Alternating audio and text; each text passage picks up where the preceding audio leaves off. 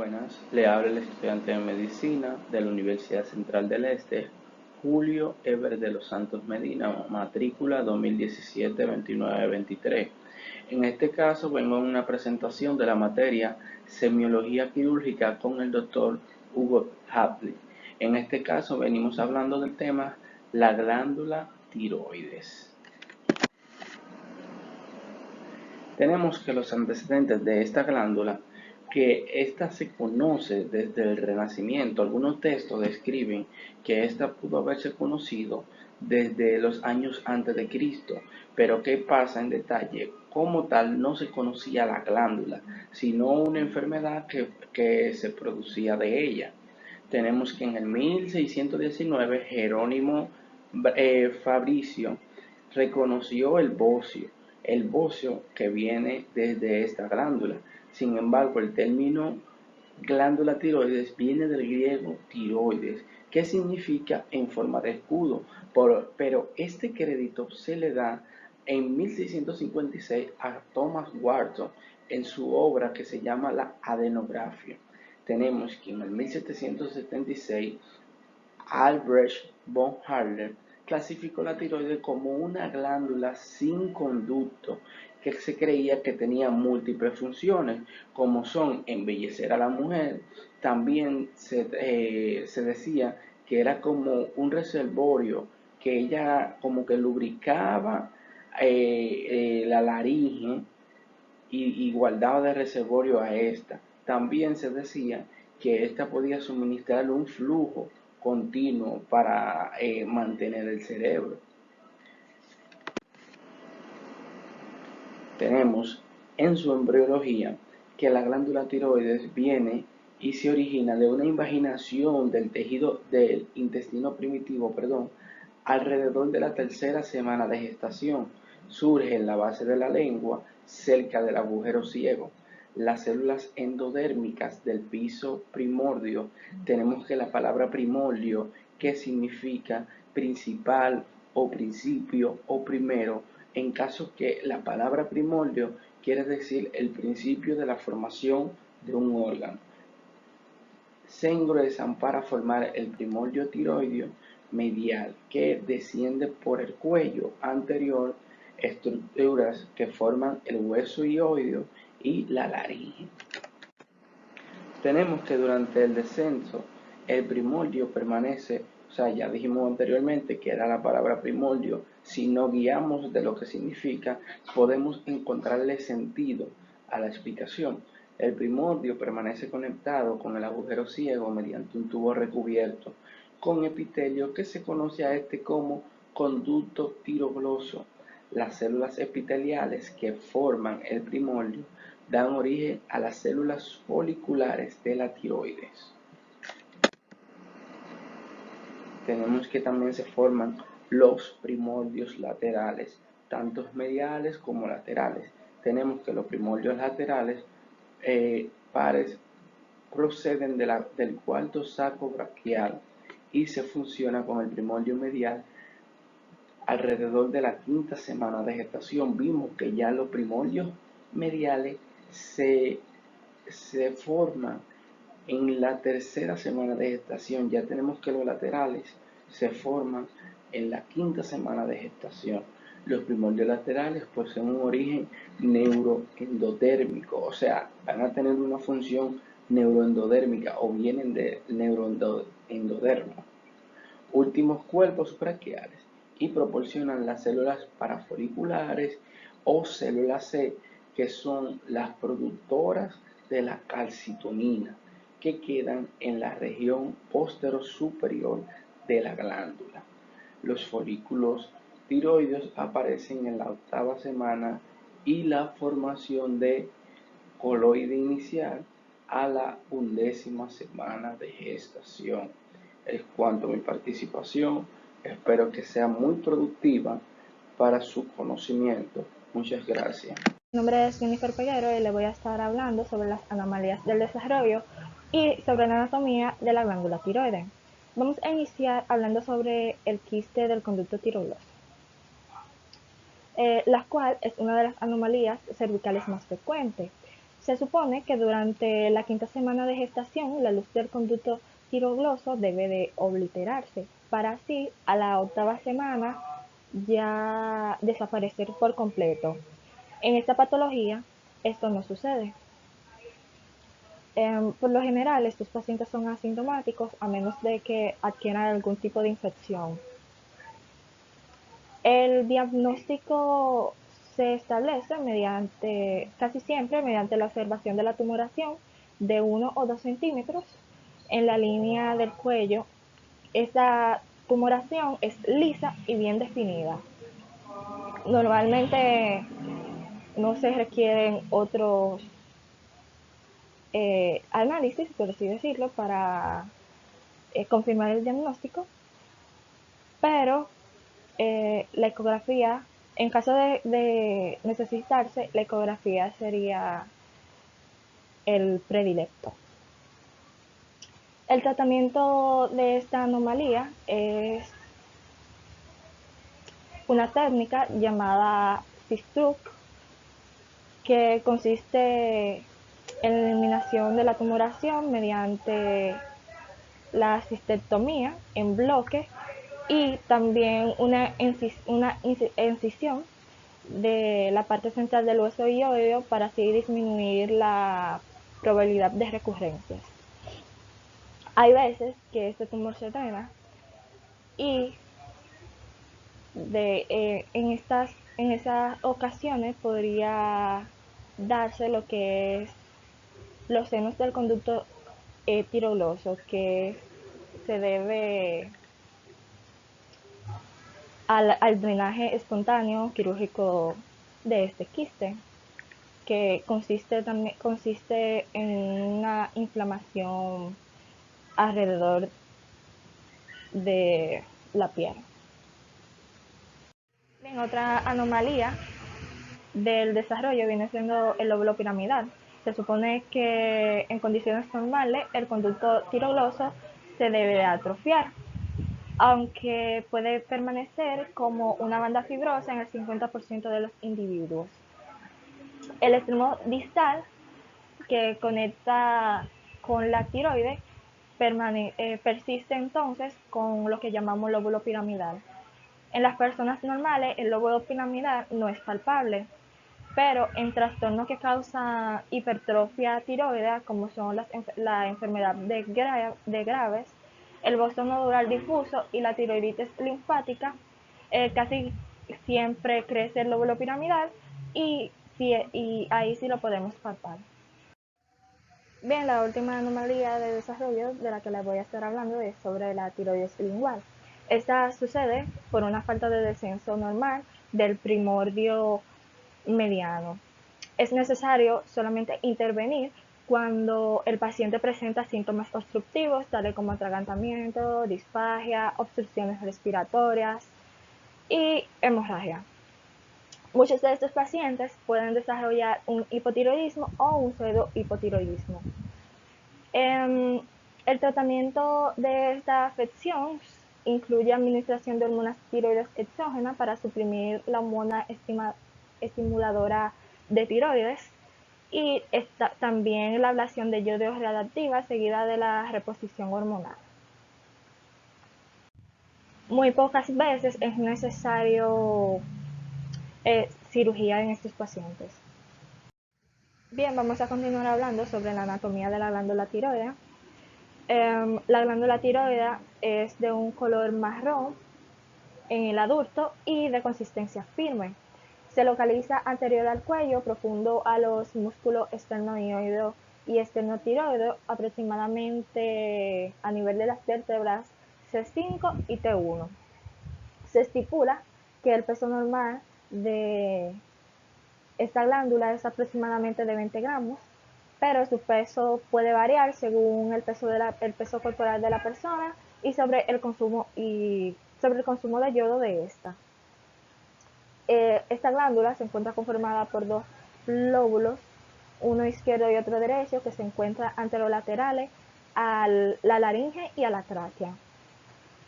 Estos dos lóbulos van a estar unidos por un istmo delgado sobre la tráquea. También se encuentra rodeada por una cápsula fibrosa que envía tabiques a la profundidad. Esta está fijada mediante un tejido conectivo al cartílago cricoide y a los anillos de la tráquea superior. Esta cápsula, eh, en esta cápsula hay una vaina de fascia lapsa. La irrigación de esta glándula está dada por las arterias tiroideas. La superior, que es rama de la carótida externa ipsilateral. Las inferiores, que son rama del tronco tirocervical, el cual está un poco más para arriba de la arteria subclavia. Y está la media o ima, que nace del tronco, que nace directamente de la aorta o del tronco brachiocefálico. Esta solamente se encuentra en un 10% de las personas y es una arteria impar. El drenaje venoso de esta glándula se produce por múltiples venas superficiales pequeñas que contribuyen para formar tres conjuntos de venas, que son las tiroides superiores, medias e inferiores, que van a acompañar a cada arteria. Las superiores y las medias van a drenar directamente en la vena yugular interna, mientras que las tiroides, que las venas tiroides inferiores van a drenar van a formar plexos y van a drenar en las venas brachiocefálicas. La inervación simpática de la glándula tiroidea proviene de las fibras de los ganglios simpáticos cervicales superiores y medios, mientras que el parasimpático proviene del nervio vago y va a llegar a la glándula mediante los nervios laringeos recurrentes. Del lado izquierdo, el nervio laringeo recurrente va a nacer a nivel del callado de la aorta, mientras que del lado derecho, este nervio laringeo recurrente va a nacer a nivel de la arteria subclavia. Los nervios laringeos recurrentes terminan cuando entran a la laringe por detrás del músculo cricotiroideo. Por último, les voy a estar hablando sobre el drenaje linfático. Los vasos linfáticos discurren por el tejido conectivo intralobulillar cerca de las arterias, comunicándose con la red capsular. Los vasos pasan inicialmente a los nódulos linfáticos prelaringeos, pretraquiales y paratraquiales. Los nódulos linfáticos prelaringeos van a drenar en los nódulos cervicales superiores, mientras que los pretraquiales y paratraquiales van a drenar en los vasos linfáticos cervicales profundos inferiores. Lateralmente, los vasos situados a lo largo de la arteria tiroidea superior también drenan en este último, es decir, en los nódulos cervicales profundos inferiores. Hay algunos vasos linfáticos que pueden drenar directamente en el conducto torácico o en los nódulos brachiocefálicos. Espero que estén bien. Mi nombre es Alejandro Galoné. Estamos cursando el 9º cuatrimestre en la Facultad de Medicina de la Universidad Central del Este, conocido como UCE. Y estamos hablando un poco de lo que es la glándula tiroides en esta materia de semiología quirúrgica. Y ya mis compañeros le han hablado sobre puntos muy importantes de la glándula tiroides. Y vamos a tocar un tópico, se podría decir así, un tópico, en esta parte de la histología de la glándula tiroides, de un órgano, de una glándula muy importante para el funcionamiento homeostásico del organismo. La histología no es más que nos va a hablar de la conformación del epitelio, que está formado por conjuntos de células. Y hablando de células, vamos a encontrar de que la glándula tiroides está conformada por dos células muy importantes, dos conjuntos de células está primero las células foliculares, que se van a agrupar y van a formar un epitelio simple cuboide, es decir, que esas células tienen forma de cubo cuando se visualiza. Ahora bien, ellos van a formar un folículo y este folículo se denomina folículo tiroides. Dentro de este folículo, lo podemos ver acá en esta imagen, muy importante visualizar imágenes cuando hablamos de histología, vemos que estas células se agrupan y van a formar un folículo dentro que tiene forma ovoide. Dentro de este folículo vamos a encontrar una sustancia gelatinosa de forma de gel, parecido a gel, que posee una glucoproteína llamada tiroglobulina, que estas son segregadas por dichas células foliculares y es muy importante para formar las hormonas tiroides T3 y T4, que son los que van a tener el funcionamiento fisiológico.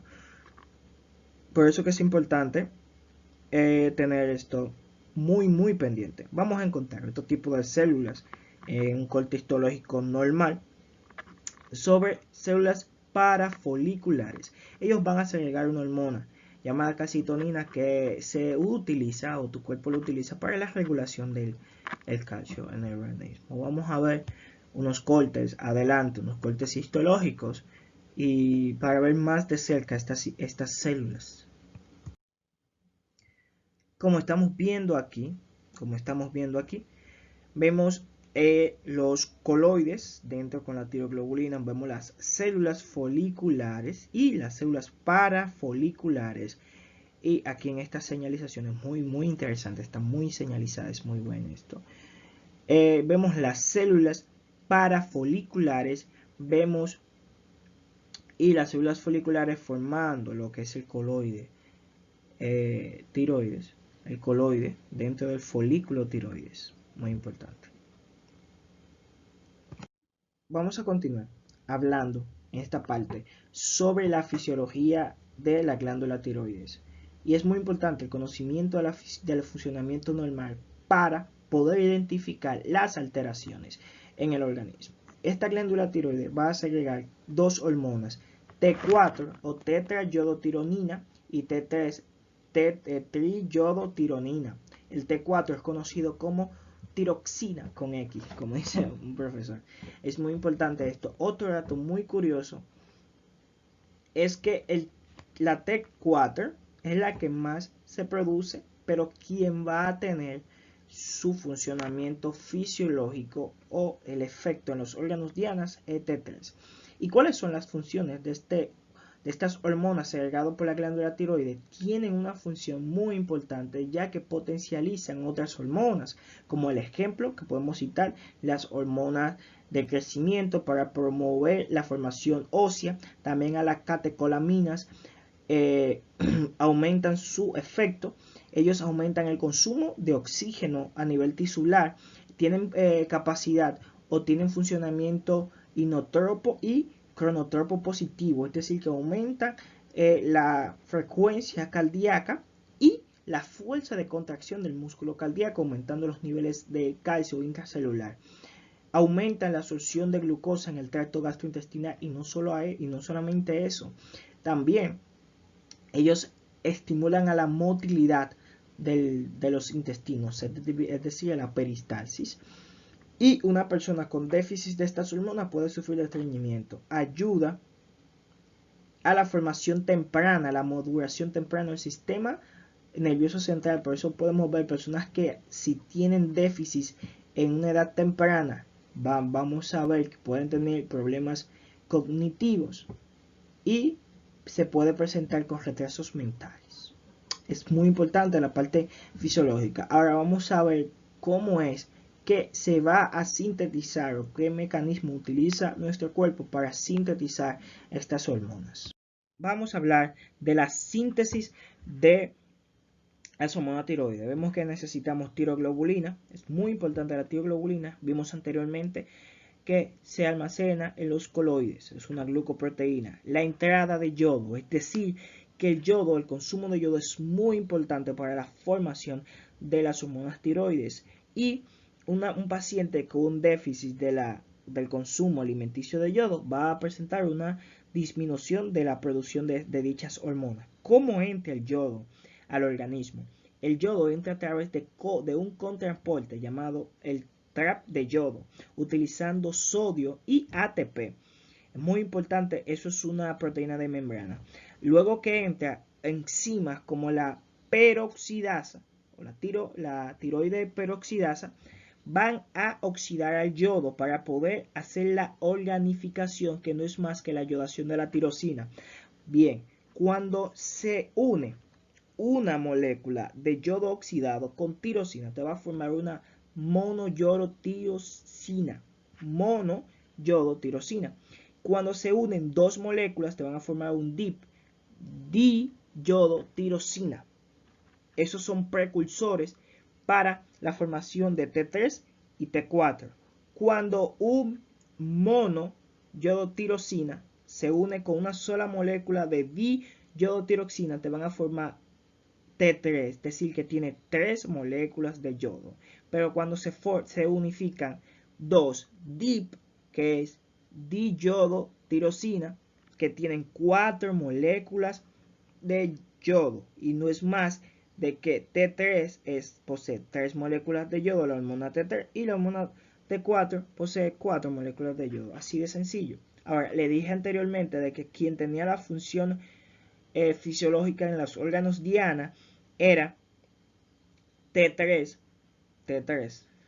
irónicamente la que menos se produce, pero vemos que hay una enzima llamada 5-yododinasa, que esta se encuentra en los órganos diana y va a convertir a T4 en T3, es decir, que aunque se produzca mucho T3, al final y al cabo, aunque se produzca T4, al fin y al cabo va a haber más T3 en el organismo. Muy interesante, por eso vemos que existen estas enzimas. Ahora, este efecto es muy chulo, el efecto Wolff-Chaikoff.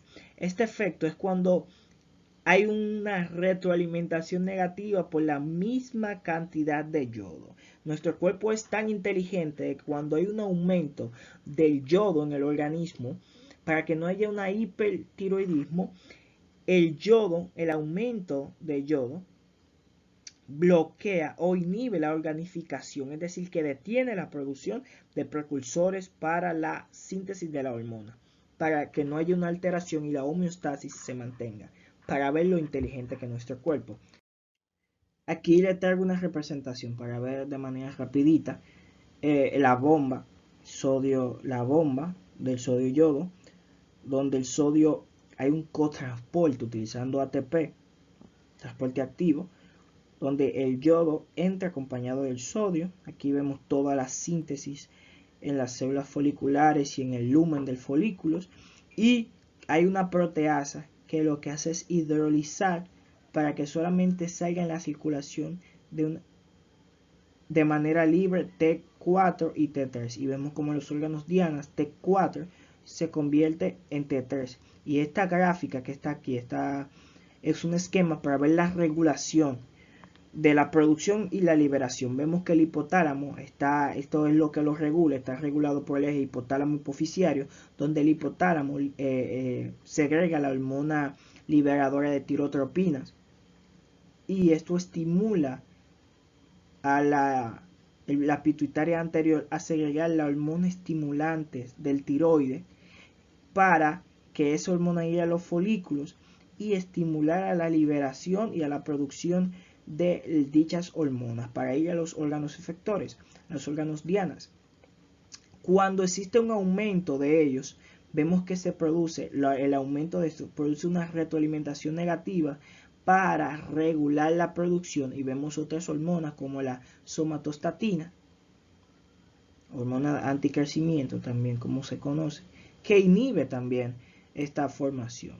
Ahora, para finalizar esta parte y continuar con las exposiciones, aquí le traigo dos representaciones de signos y síntomas con pacientes con hipotiroidismo y pacientes con hipertiroidismo, que una de las formas más comunes es la enfermedad de Grave, pero quiero enfatizar en algunos síntomas, en algunos signos que son muy importantes, Ejemplo, un paciente con una hipotiroidismo va a tener una frecuencia cardíaca lenta y contracciones débiles. ¿Por qué enfatizo en esto? Para que vean el conocimiento de la capacidad inotrópica y cronotrópica que tienen estas hormonas, que si disminuyen, la frecuencia cardíaca va a disminuir. Puede haber aumento de peso, porque el metabolismo basal, la degradación de proteínas va a disminuir. A nivel cognitivo puede producir depresión, letargo, muy importante. Ahora, una hipertiroidismo, vemos que el paciente va a tener un aumento de la frecuencia cardíaca, va a tener temblores por el hecho de que va a aumentar los niveles de calcio y pueden haber ese tipo de contracciones y el paciente se va a encontrar tembloroso. Vamos a tener que tener náuseas, vómitos y la piel caliente y húmeda. ¿Por qué? Porque el paciente al tener aumento de estas hormonas va a presentar un aumento del metabolismo basal. Va a presentar fatiga, palpitaciones, va a tener pérdida de cabello, alopecia por los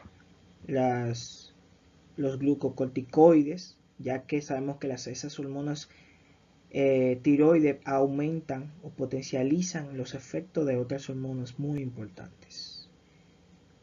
Y estas gráficas lo podemos ver para poder ver una noción de lo que podemos encontrar en un paciente con aumento de estas hormonas o con disminución de dichas hormonas. Buenas, soy Lidia Florentino y voy a hablar de la valoración de pacientes con enfermedad tiroidea.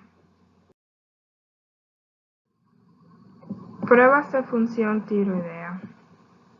No hay prueba individual suficiente para valorar dicha función en todas las situaciones, y los resultados deben interpretarse en el contexto de las condiciones clínicas del paciente. La TSH sérica es la única prueba necesaria en la mayoría de los enfermos con nódulos tiroideos y eruditismo clínico.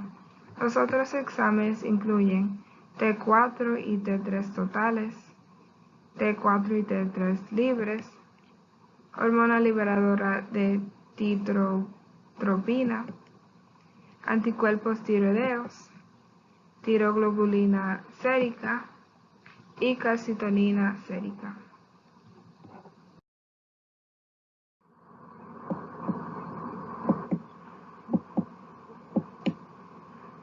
La cantidad de TSH sérica es proporcional a la cantidad del anticuerpo unido.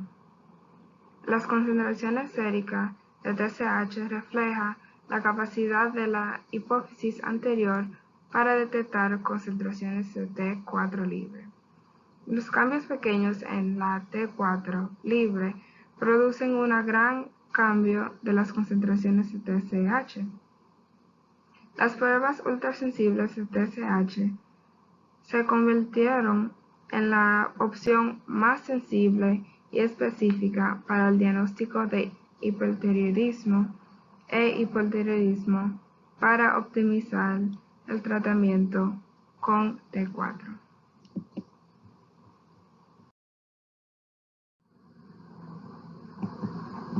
T4 y T3 totales. Las concentraciones de T4 total no solo aumentan en pacientes hipertiroideos, sino también en aquellos con cifras elevadas de tiroglobulina a causa de embarazo, uso de combinaciones de estrógenos y progesteronas o enfermedades congénitas. Las concentraciones de T4 total disminuyen en el hipertiroidismo y en las personas con disminución de las concentraciones de tiroglobulina por consumo de esteroides anabólicos y por trastornos de pérdidas de proteínas, como el síndrome nefrótico. La medición de estas concentraciones de T3 total son importantes en sujetos con hipertiroidismo clínico y niveles normales de T4, quienes podrán tener tirotoxicosis de T3. Concentraciones de T3 a menudo aumentan en el hipotiroidismo temprano.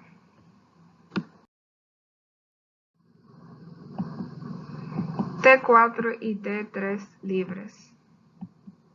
El uso de esta prueba se limita a los casos de hipotiroidismo temprano, en las que las concentraciones de T4 total pueden ser normales, pero las T4 libres son altas.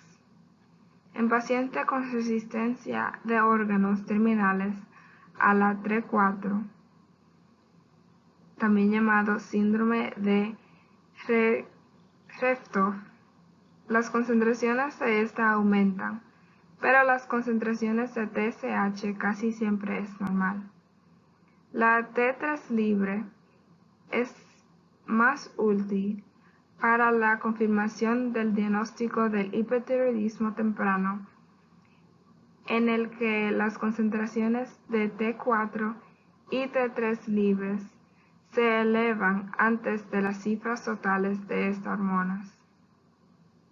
Las concentraciones de T4 libre también pueden medirse en forma indirecta con la prueba de captación de resina para T3. Si se elevan las concentraciones de T4 libre, hay menos sitios disponibles para la hormona para la unión de la T3 marcada con radiactividad que se agrega al suero del individuo. Por consiguiente, se une más T3 con la resina de intercambio iónico y se incrementa la captación de la resina de T3.